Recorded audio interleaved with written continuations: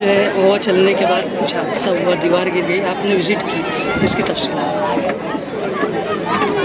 Mohammadabad Khalil high school का जो वो वाल कंपाउंड था, तेज़ हवा चलने की वजह से वो दीवार गिर गई। महल्ले वालों का ये कहना है कि ये दीवार पहले से 2 मरतबा गिर चुकी है और अभी ये दीवार की कमज़ोरी थी। इसके ऊपर इसके ताल्लुक़ से जो है महल्ले के लोगों ने स्कूल मैनेजमेंट को शिकायत कर दी थी, कंप्लेंट दे दी थी।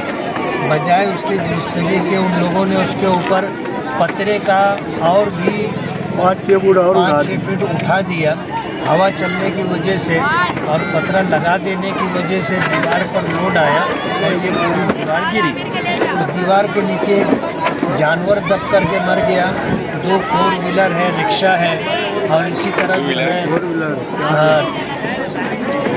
2-3 ट्राली है, कुछ 2 व्हीलर है। ये सारी जो है गाड़ियाँ उस दीवार के नीचे दब गई।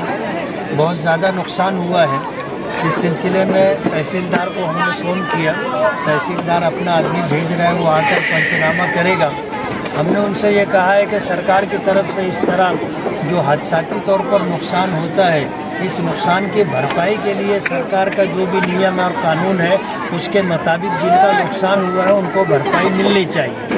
महल्ले वालों का ये बोलना है कि स्कूल वालों की तरफ से इस दीवार को लेकर के कोताही हुई। बार बार कंप्लेंट के बाद भी उन लोगों ने कोई ऐसा काम नहीं किया जिससे नुकसान से बचा जा सकता था। इसलिए महल्ले वाले बहुत ज़्यादा नाराज़ हैं और जाहिर बात तो नुकसान हुआ है। अगर ये पहली मर्तबा हादसा होता तो उस सिलसिले के अंदर बात समझी जा सकती थी, लेकिन बार बार जो है नुकसान हुआ और उसके बाद भी उन लोगों ने कोई तवज्जो नहीं दी। आज बड़ा नुकसान हो गया। ये तो अल्लाह का बहुत बड़ा करम है कि मोहम्मदाबाद की गलियाँ छोटी छोटी हैं और सारे बच्चे यही इसी रोड पर दीवार से लग करके आके खेलते रहते हैं। अगर बच्चे उसकी लपेट में आ जाते तो बच्चों का जानी नुकसान होता और ये बहुत बड़ा नुकसान होता। अल्लाह का करम है कि कोई बच्चा इसकी चपेट में आया नहीं है। स्कूल वालों को भी इस तरफ तवज्जो देनी चाहिए ताकि आइंदा ऐसा कोई नुकसान ना होने पाए। किसको जिम्मेदार मानते हैं आप, कॉर्पोरेशन की लापरवाही या ठेकेदार की लापरवाही?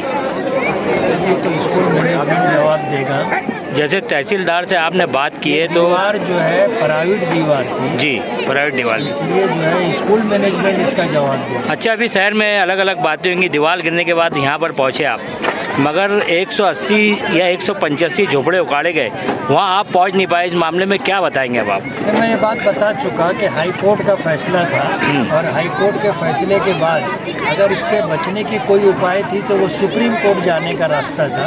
किसी एमएलए, किसी एमपी, किसी कारपोरेटर, किसी नेता के जाने से ये काम रुकने वाला नहीं था।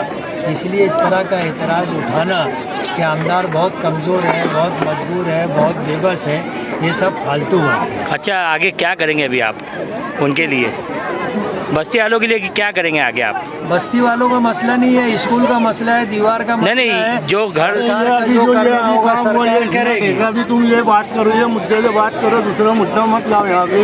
अभी जो मौजूदा हाल है ये देखो। ठीक है।